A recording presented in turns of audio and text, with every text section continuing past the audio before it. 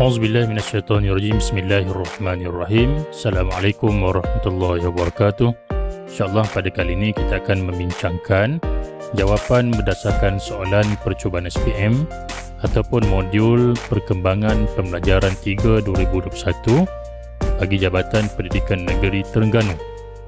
Untuk pendidikan Islam, kod mata pelajaran 1223 Palang 1, kertas 1.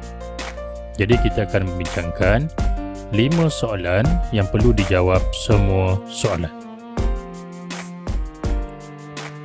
Soalan pertama, 1A 1. Diberikan ayat daripada surah Al-Baqarah, ayat 188.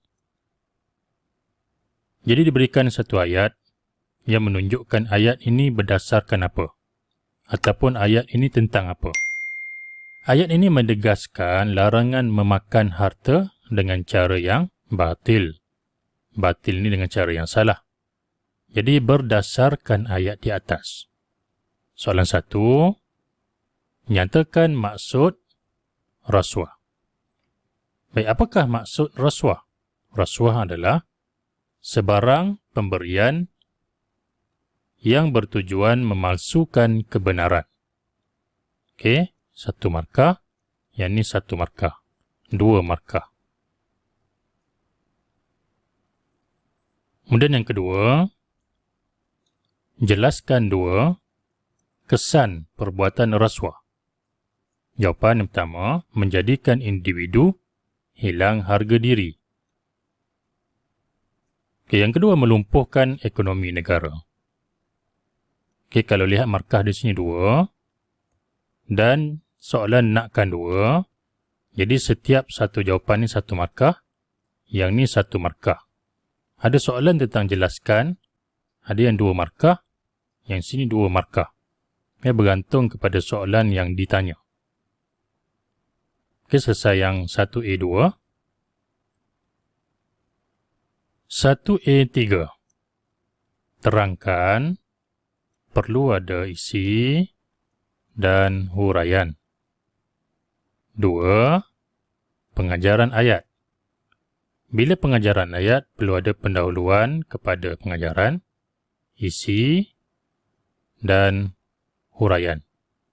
Ada 3 perkara ini. Pertama, kita hendaklah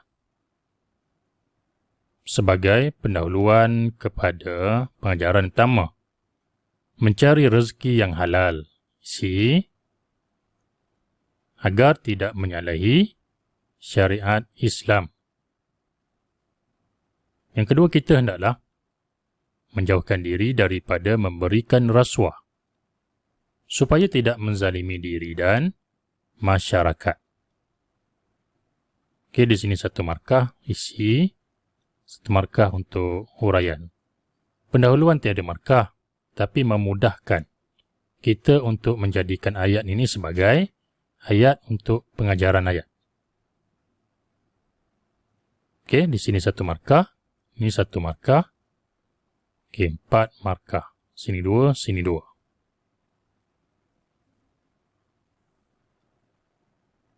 Seterusnya 1B, nyatakan hukum tajwid bagi kalimah yang bergaris. Okey, di soalan ni tidak merujuk kepada soalan di atas ni lagi. Merujuk kepada potongan ayat di bawah ni. Okey, 2 potongan ayat diberikan. Anda dikehendaki menulis nombor soalan dan jawapan yang betul A ataupun B sahaja, tak perlu nak salin ayat ni. Baik, pastikan anda menulis jawapan di dalam kertas jawapan. Bukanlah menulis di dalam ruangan soalan seperti yang dibuat ini. Ini hanyalah sebagai panduan untuk menjawab, sebagai tutorial untuk perbincangan bagi semua pelajar nampak soalan dan jawapan secara serentak. Yang pertama, kalimah la ta'khuzuhu sinatun. Okey, jawapan dia mad silah qasirah. Okey, kerana ha dhamir ni tidak bertemu dengan huruf hamzah ataupun alif. Jadi, mad silah qasirah. Nombor 1 A.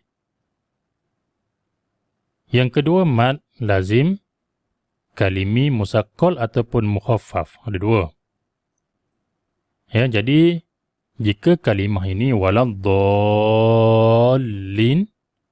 adalah mad lazim kalimi musaqqal.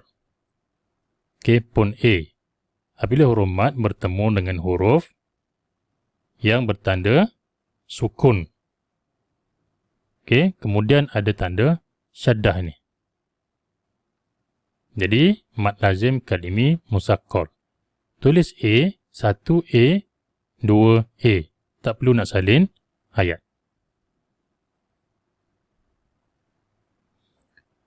Seterusnya soalan 1C diberikan sabda Rasulullah sallallahu alaihi wasallam, kullukum ra'in, sehinggalah wa mas'ulun an ra'iyatih. Jadi hadis di atas menjelaskan bahawa setiap individu mempunyai tanggungjawab dan amanah yang perlu ditunaikan sebaik mungkin. Okey, inilah dah diberikan sedikit gambaran hadis ni berkaitan dengan apa. Okey, jika kita tak faham pun kita boleh memahami melalui penyataan ini. Jadi berdasarkan hadis di atas senaraikan dua individu tersebut selain daripada suami dan pekerja. Okay, selain pada suami dan pekerja adalah isteri. Ini jawapan dia, isteri dan anak. Satu markah, dua markah. Soalan yang kedua, nyatakan maksud kalimah hadis yang bergaris. Ada dua di sini. Pertama, ra'in. Okey, ra'in. Ra'in ini adalah pemimpin. Okay, selesai. Yang kedua, mas'ulun.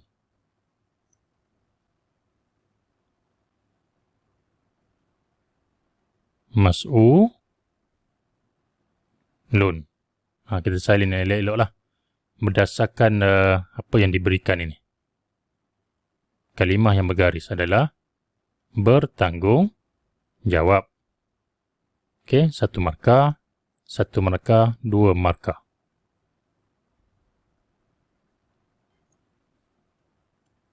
Satu C3 terangkan perlu ada isi dan huraian. Pengajaran yang dapat diambil daripada hadis. Berdasarkan hadis sahaja. Kita hendaklah menjalankan tanggungjawab terhadap orang yang dipimpin. Seperti adil dan amanah. Jawapan yang kedua, kita hendaklah berbakti kepada ibu bapa semasa mereka hidup. Okey, ini tanggungjawab sebagai seorang anak. Kita beri jawapan untuk satu C1 tadi. Kerana jasa mereka tidak terbalas. Ini isi, ini huraian. Tadi ni isi, seperti adil ni huraian. Satu markah. Yang ni satu. Okey, maafkan saya, ni nak dua je. Dua markah. Dia nak satu sahaja. Terangkan pengajaran tidak disebutkan dua. Maka pengajaran cukup untuk kita bagi satu sahaja. Dua markah. Satu markah.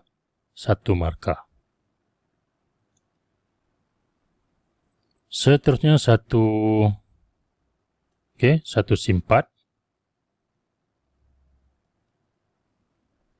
Berkaitan dengan soalan kebat. Diberikan satu keratan akhbar berita harian online 2020. Pecah amanah. Ketua pekerja restoran dipenjara setahun, denda 500 kerana pecah amanah wang milik majikannya berjumlah 5,000. Okey. Petikan berita di atas menggambarkan pelaksanaan tanggungjawab seorang pekerja yang menyalahi syariat Islam. Okey, ini stimulus. Dan ini penyataan soalan. Mengapakah situasi ini berlaku, bincangkan. Jadi mengapa ni kita perlu bagi sebab. Apa sebabnya? Situasi ini berlaku apabila pekerja itu terpengaruh dengan hawa nafsu. Isi. Yang jadi kebat perlu ada isi, huraian lengkap dan kesimpulan.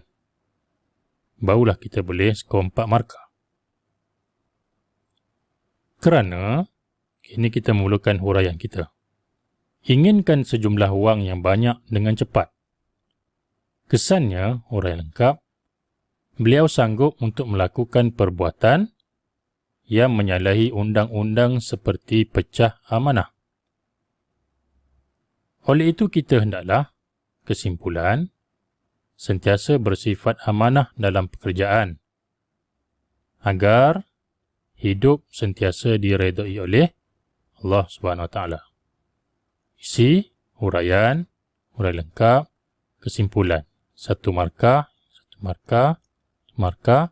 kesimpulan 1 markah, 4/4 untuk kebat. Okey, selesai soalan pertama. Kemudian soalan yang kedua dalam bahagian akidah, jika tadi berkaitan dengan Al-Quran dan Hadis.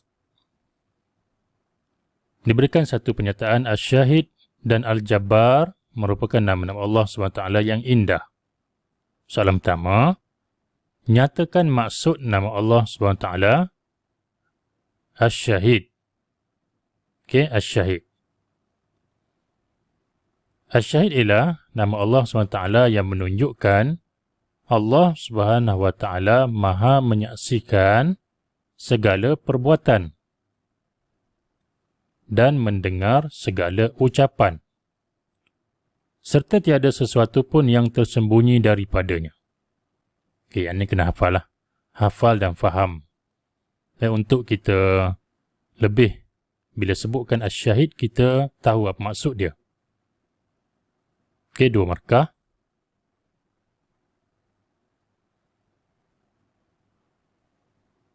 Soalan kedua, jelaskan 2 bukti Allah SWT bersifat Asy-Syahid. Pertama, Allah SWT Maha menyaksikan dan menghitung segala amal perbuatan manusia. Okey. Yang ini 1 markah. Kerana di sini 2. Soalan nak 2. Allah SWT sahaja yang menjadi saksi atas segala perkara yang nyata atau tersembunyi. Okey, ini pun 1 markah.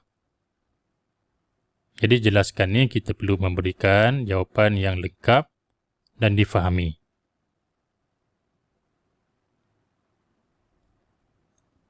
Soalan 2A3 menyatakan maksud nama Allah Subhanahu Wa Taala Al-Jabbar. Jika tadi Asy-Syahid, sekarang Al-Jabbar. Al-Jabbar ialah nama Allah SWT yang menunjukkan Allah Subhanahu Wa Taala Maha berkuasa secara mutlak. Okey, ini 1 poin. Untuk melakukan segala kehendaknya. Kita gabungkan masukkan yang kedua ni. Okey, ini 1 markah, yang ini 1 markah, 2 markah. Seterusnya soalan kebat. Stimulus. Firman Allah SWT yang bermaksud. Okey, boleh lihat di sini. Surah Maryam ayat 32, berdasarkan maksud firman Allah Subhanahu Wa Taala di atas, ramalkan kemungkinan yang akan berlaku terhadap kehidupan masyarakat sekiranya tiada kefahaman berkaitan Allah Subhanahu Wa Taala bersifat Al-Jabbar ni tadi, di mana Allah Maha berkuasa secara mutlak. Jadi kita berilah ramalan kemungkinan yang akan berlaku. Kemungkinan akan lahirnya masyarakat yang berpecah belah. Kerana perebutan kuasa untuk memerintah secara mutlak. Huraian. Kesannya, huraian lengkap, kehidupan masyarakat menjadi tidak harmoni. Oleh itu kita hendaklah meyakini bahawa hanya Allah Subhanahu Wa Taala sahaja yang berkuasa agar hidup diredai oleh Allah Subhanahu Wa Taala. Sebagai kesimpulan. Isi, huraian lengkap, kesimpulan 4/4. 2B, iman seseorang boleh terbatal melalui i'tikad, perkataan dan perbuatan. 2B1 nyatakan dua contoh perkataan yang membatalkan iman. Perlu memberikan dua contoh. Bukannya kesan, bukannya ciri, contoh. Contohnya kita mengatakan saya tidak lagi beragama Islam. Satu jawapan. Yang kedua, Al-Quran sudah tidak sesuai diamalkan. Satu markah, ini satu markah. 2B2, jelaskan dua. Kesan, melakukan perkara yang membatalkan iman terhadap individu. Yang ini perhatikan ada soalan individu, masyarakat dan negara. Pertama, rosak segala amalan soleh dan ibadat yang dilakukan merujuk kepada individu. Boleh juga tambah dalam jawapan ni, ibadat yang dilakukan dalam diri individu. Boleh. Menunjukkan kita faham berkaitan dengan soalan ni yang nakkan kepada aspek individu. Yang kedua, hilang hak terhadap harta pusaka yang ditinggalkan oleh keluarga Muslim. Satu markah, satu markah.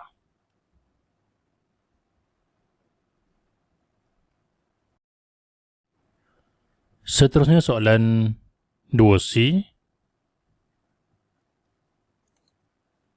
Penyataan pada soalan, Ahli Sunnah wal Jamaah adalah kumpulan majoriti umat Islam yang memahami dan berpegang kepada Al-Quran dan As-Sunnah, menerusi para sahabat, tabi'in serta tabi'in dalam prinsip akidah, syariat dan akhlak. Jadi soalan pertama, nyatakan dua aliran yang bertentangan dengan akidah Ahli Sunnah wal Jamaah. Dua markah, satu markah untuk Syiah, satu markah untuk Khawarij. Dua aliran yang bertentangan. Tambahan satu lagi, Mu'tazilah.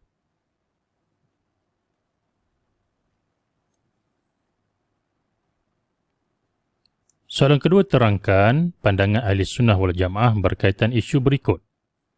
Melihat Allah Subhanahu wa Ta'ala. Pandangan Ahli Sunnah wal Jamaah berkaitan dengan melihat Allah meyakini bahawa semua orang beriman akan dapat melihat Allah Subhanahu wa Ta'ala pada hari akhirat. Pelaku dosa besar tetap dikira sebagai mukmin, bukan kafir. Okey? Dan dihukum fasik jika tidak bertaubat. Tidaklah sehingga dihukumkan sebagai kafir jika seseorang itu melakukan dosa besar. Itulah pandangan Ahli Sunnah wal Jamaah. Okey, selesai kita menjawab soalan yang kedua. Seterusnya soalan yang ketiga dalam bahagian fiqh. Amalan solat sunat istikharah merupakan antara solat sunat yang sentiasa diamalkan oleh Rasulullah SAW. Nyatakan maksud solat sunat istikharah, iaitu solat yang dilakukan untuk memohon petunjuk Allah Subhanahu wa Ta'ala. Okey, ini satu markah dalam menentukan pilihan bagi sesuatu perkara. Satu lagi markah, dua markah. Soalan kedua, terangkan hikmah solat sunat istikharah. Terangkan perlu ada isi dan huraian. Mendidik umat Islam, isi, agar sentiasa memohon sesuatu kepada Allah Subhanahu Wa Ta'ala, huraian. Hikmah adalah kebaikan. Dua markah, satu markah untuk isi, satu markah untuk huraian, dua markah. Soalan 3B, akikah ialah menyembelih binatang ternakan. Al-An'am sempena kelahiran bayi. Yang ini merupakan maksud kepada akikah. Nyatakan dua binatang ternakan yang disyariatkan untuk akikah.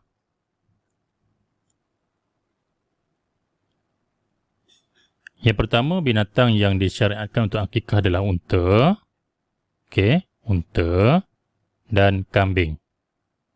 Jika ada tambahan yang lain, pelajar boleh masukkan kambing. Kambing dah ada biri-biri dan juga lembu ataupun kerbau. Lembu, kerbau, biri-biri. Jika ada tambahan yang lain. Ayam salah. Ayam bukan binatang yang disyariatkan untuk akikah kerana ianya bukan binatang ternakan ataupun binatang al-an'am. Jelaskan 2 perkara sunat akikah. Okey, 2 perkara sunat akikah dilakukan pada hari ke-7 kelahiran. Dan sunat yang kedua, disunatkan untuk memberikan nama yang baik kepada bayi. Okey, nama yang baik perlu dipilih dan diberikan kepada bayi. Itulah antara 2 perkara sunat akikah. Ini 1 markah, yang ni 1 markah, 2 markah. Okey, yang tadi yang atas ni 1 markah, 1 markah, 2 markah. Soalan 3C dalam tajuk jenis akad dalam muamalah Islam, fiqh tingkatan 4. Antara jenis akad ialah pertukaran, kebajikan, perkongsian, ejen dan jaminan. Nyatakan 2 jenis akad dalam muamalah Islam dari aspek kebajikan. Okey? Dari aspek kebajikan. Iaitu hibah, pertama. Yang kedua, wakaf. Okey, 1 markah, 2. Okey, D, 3D. Wasiat dan faraid dalam tajuk wasiat dalam Islam, fiqh tingkatan 5, merupakan aspek pengurusan harta selepas kematian. Senaraikan 2 rukun wasiat selain harta yang diwasiatkan. Okey, rukun wasiat ada 4. Pertama, pewasiat. Kita jangan jawab harta yang diwasiatkan lagi. Okey, jika jawab yang ni, rugi markah kita. Pertama, pewasiat. Yang kedua, penerima wasiat. Jika ada tambahan, sirah, iaitu ijab dan qabul. Jadi yang keempat, rukunnya adalah harta yang diwasiatkan. Jadi 2 saja. 1, yang ni 1. Okey, 2 markah. Jika kita jawab yang ni, tambahan, kita tak dapat 3 lah. Dia tetap 2 markah. Okey, sebagai tambahan kita bolehlah menjawab lebih daripada yang diminta. Seterusnya soalan yang D3. Pastikan pelajar tidak tersilap dalam menulis nombor soalan ini. Stimulus penyertaan soalan, Cik Osman mempunyai seorang anak angkat bernama Luqman. Oleh kerana beliau ni tidak mempunyai anak kandung, beliau sangat sayangkan Luqman dan telah mewasiatkan seluruh hartanya kepada anak angkatnya itu. Huraikan pandangan anda berdasarkan situasi di atas. Okey, jawapan kita pemberilah pandangan kita. Isi, huraian lengkap dan kesimpulan. Pembagian harta wasiat tidak boleh melebihi 1/3 daripada keseluruhan harta. Isi. Agar hak waris yang lain tidak dinafikan. Okey, huraian. Kesannya sebagai huraian lengkap akan wujud hubungan yang di sini maafkan saya, di sini hubungan yang tidak baik. Ya, sebab Cik Osman telah mewasiatkan seluruh hartanya kepada anak angkatnya. Jadi kesan akan wujud hubungan yang tidak baik di sini, pembetulannya, antara anak angkat dan waris Cik Osman. Okey, huraian lengkap. Oleh itu kita hendaklah membahagikan harta secara hukum syarak ataupun hukum Islam agar kehidupan aman dan harmoni. Kesimpulan sini. Okey, 1 markah, huraian 1 markah, huraian lengkap 1 markah, kesimpulan 1 markah. Okey, 4/4. Seterusnya 3E. Salah satu kesalahan jenayah yang dikenakan hukuman hudud ialah merompak. Jelaskan hukuman hudud bagi kategori merompak di bawah. Okey, 3E1. Jika berlaku rampasan harta dan berlaku pembunuhan, dibunuh kemudian dipalang. Okey, 1 markah. Yang kedua, berlaku rampasan harta tetapi tidak berlaku pembunuhan. Hukuman hudud bagi kategori merompak ini adalah dipotong tangan dan kaki secara bersilang. Okey, 1 markah. Okey, selesai soalan yang ketiga. Seterusnya soalan keempat. Soalan keempat berkaitan dengan sirah dan tamadun Islam. Okey, tajuk yang dipilih adalah tajuk soalan daripada tajuk Kerajaan Khulafa' Ar-Rashidin. Kerajaan Khulafa' Ar-Rashidin telah mencapai banyak kejayaan dalam bidang politik, ekonomi dan sosial. 1. Senaraikan 2 orang khalifah yang menerajui Kerajaan Khulafa' Ar-Rashidin. Ada 4 orang khalifah yang utama, dipilih 2 saja, iaitu pertama, Sayyidina Abu Bakar As-Siddiq, kemudian Sayyidina Umar Al-Khattab. Pastikan penuh nama ni. Abu Bakar As-Siddiq, Umar Al-Khattab. Okey, kemudian yang kedua, soalan kebat. Kemajuan negara, stimulus dan kesejahteraan rakyat merupakan fokus utama seseorang pemimpin apabila dipilih untuk menerajui sesebuah negara. Huraikan pendapat anda.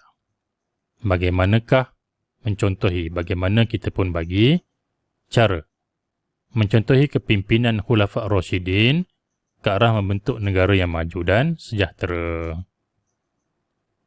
Ini jawapan dia. Antara cadangan jawapan, aspek keilmuan agama perlu ditekankan dalam kepimpinan negara. C. Kerana rakyat akan bertindak berdasarkan hukum yang telah ditetapkan dalam Islam sejajar dengan kepimpinan. Okey, 1A ini, kepimpinan Khulafa' Ar-Rashidin. Okey, huraian. Kesannya, kehidupan rakyat akan harmoni dalam negara. Huraian lengkap. Oleh itu, setiap pemimpin negara perlu menekankan usaha dalam pendidikan agar negara maju dan sejahtera. Sebagai kesimpulan. Okey, 1 markah, huraian 1 markah, huraian lengkap 1 markah, kesimpulan 1 markah, 4/4, markah penuh. Seterusnya 4B, soalan daripada tajuk Kerajaan Uthmaniyah, Sirah dan Tamadun tingkatan 5. Pemerintah pertama Kerajaan Uthmaniyah ialah Sultan Uthman bin Ertugrul. Jelaskan 2 sumbangan. 1. Jelaskan 2 sumbangan yang diberikan oleh Sultan Uthman bin Ertugrul. Okey, pertama sumbangannya. Pelajar perlu hafal ni. Jika kita nak reka tak jumpa jawapan sebegini. Menyatukan wilayah Anatolia, selatan, selepas ditinggalkan oleh Byzantine.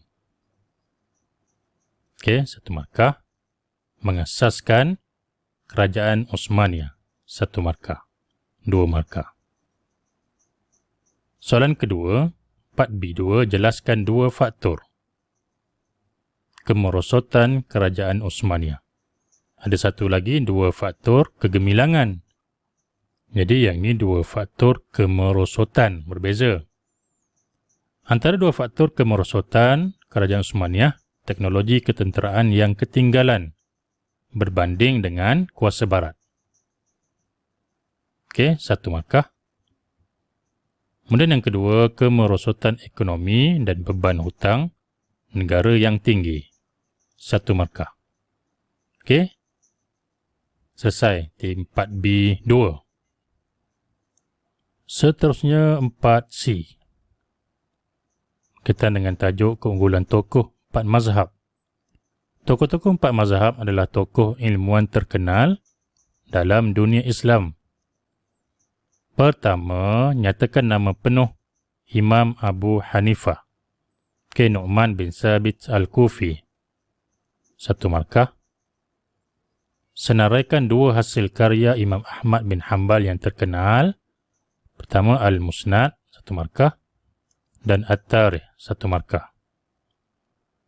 Yang ketiga, jelaskan bukti kesungguhan Imam Malik dalam menuntut ilmu.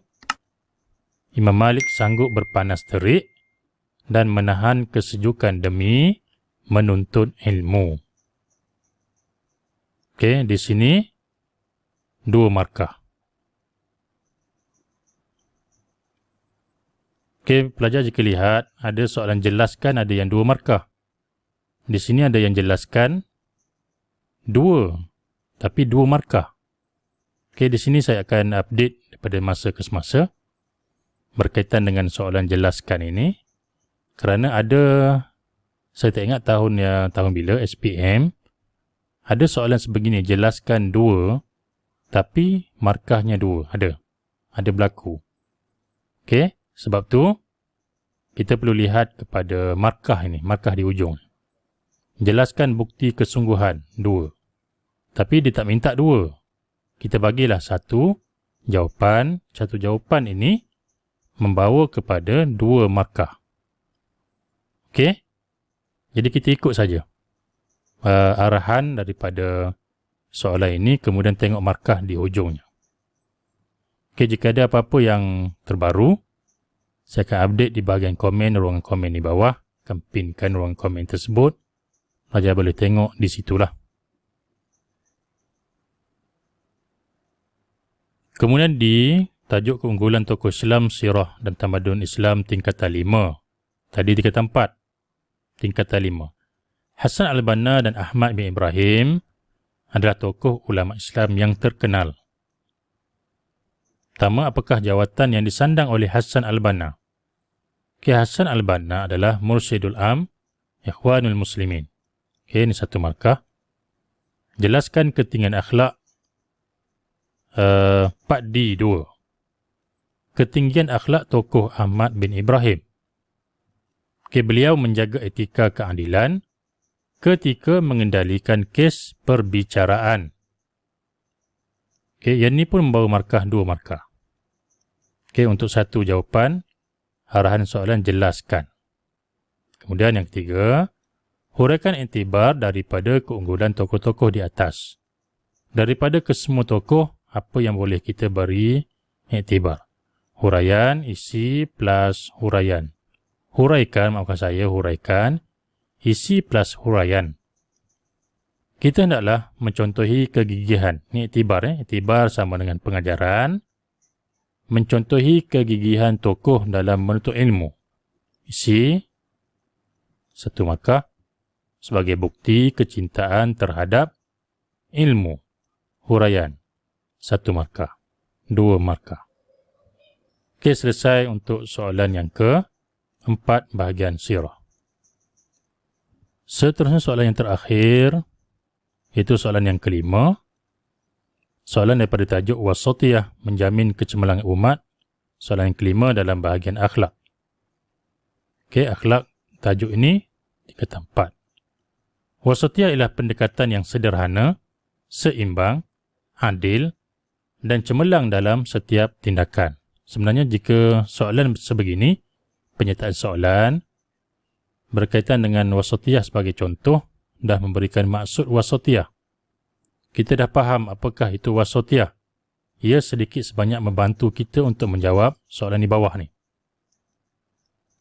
5A1 nyatakan maksud keadilan dalam wasatiyah. Antara maksud keadilan dalam wasatiyah adalah meletakkan sesuatu sesuai dengan suasana, masa dan tempat. Perlu ingat ni. Ini membawa 2 markah. Sebab dia adalah maksud. Meletakkan sesuatu 1 markah. Sesuai dengan suasana, masa dan tempat 1 markah. 2 markah. Jelaskan 2 aspek keadilan tersebut. Ini jelaskan tapi 2 markah pula. Sebab tu soalan-soalan sebegini perlu berhati-hati. Jelaskan 2 aspek keadilan tersebut. Pertama, menunaikan hak kepada mereka yang berhak menerimanya. 1 markah. Dan yang kedua, aspek keadilan, mengambil pendekatan pertengahan dan seimbang secara hikmah antara 2 perkara yang Dua perkara yang ekstrim. Okey, ini satu markah. Okey, dua markah. Seterusnya soalan 5A3 berdasarkan gambar di atas. Okey, stimulus berbentuk gambar. Cadangkan langkah. Okey, bagi langkah untuk mengatasi pembaziran. Ini pembaziran makanan, yang ini pembaziran air. Bincangkan.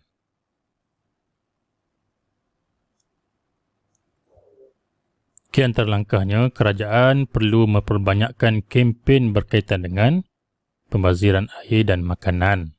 C. Agar masyarakat sedar tentang keburukan perkara itu. Huraian. Kesannya akan timbul kesedaran dalam diri untuk mengelakkan diri daripada pembaziran. Okey, huraian lengkap. Oleh itu, kita hendaklah sentiasa memanfaatkan rezeki yang diberikan oleh Allah Subhanahu Wa Taala ke arah jalan yang betul, agar ianya juga dapat memberikan manfaat kepada orang lain. Ini kesimpulan. Satu markah, huraian satu markah, lengkap satu markah, kesimpulan satu markah.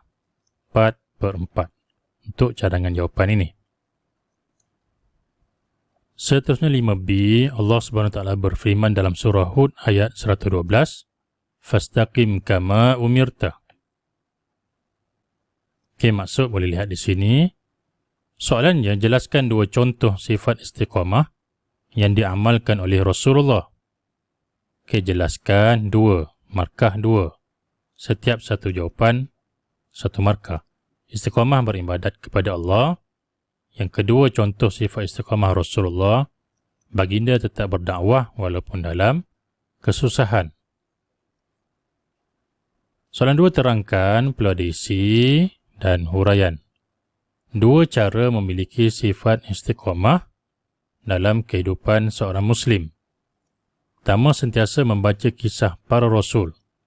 Isi satu markah. Agar berterusan melakukan kebaikan. Huraian satu markah.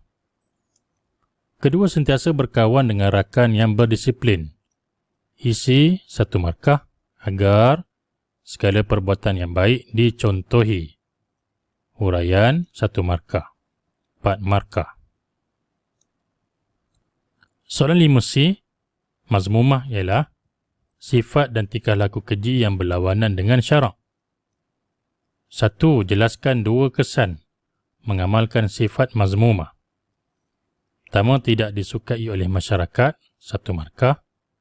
Jiwa menjadi tidak tenang, satu markah, dua markah. Kemudian soalan terakhir, 5C2. Stimulus bersahabat dengan orang yang berilmu dan berakhlak mulia dapat menghindarkan seseorang dari melakukan larangan Allah Subhanahu Wa Taala. Kemukakan pandangan anda untuk menyokong pernyataan di atas. Jika soalan sebegini, pelajar bagilah sama ada kesan kita memilih kawan yang baik ataupun cara memilih kawan yang baik. Jika di sini saya milih untuk memberikan jawapan, bagaimana untuk kita dapat mencontohi dan meniru perbuatan kawan kita, hasil daripada kita berkawan itu sendiri. Pertama, kita akan sentiasa melihat dan mencontohi perbuatan kawan. Okey, bermula pada sini. C. Kerana mereka antara orang yang rapat dengan kita. Huraian. Kesannya sebagai huraian lengkap, perbuatan kawan akan ditiru sama ada ianya baik ataupun sebaliknya. Oleh itu, kita hendaklah sentiasa mengamalkan sifat yang baik dalam hidup melalui pemilihan kawan yang menunjukkan akhlak. Okey, pemilihan kawan menunjukkan akhlak mahmudah. Okey. Di sini kesimpulan. Satu markah, huraian satu markah, huraian lengkap satu markah, kesimpulan satu markah. 4/4. Jadi alhamdulillah kertas peperiksaan tamat.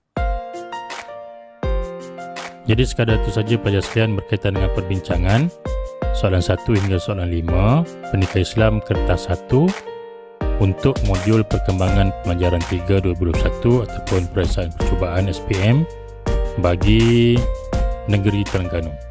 InsyaAllah saya akan create lagi video berkaitan dengan perbincangan soalan percubaan-percubaan daripada negeri lain dalam video-video yang berikutnya. Terima kasih kerana subscribe channel ini untuk mendapatkan bahan-bahan berkaitan dengan PDP Pendidikan Islam, zikir, Al-Quran dan aplikasi. Sekian, terima kasih. Assalamualaikum warahmatullahi wabarakatuh. Semoga berjaya.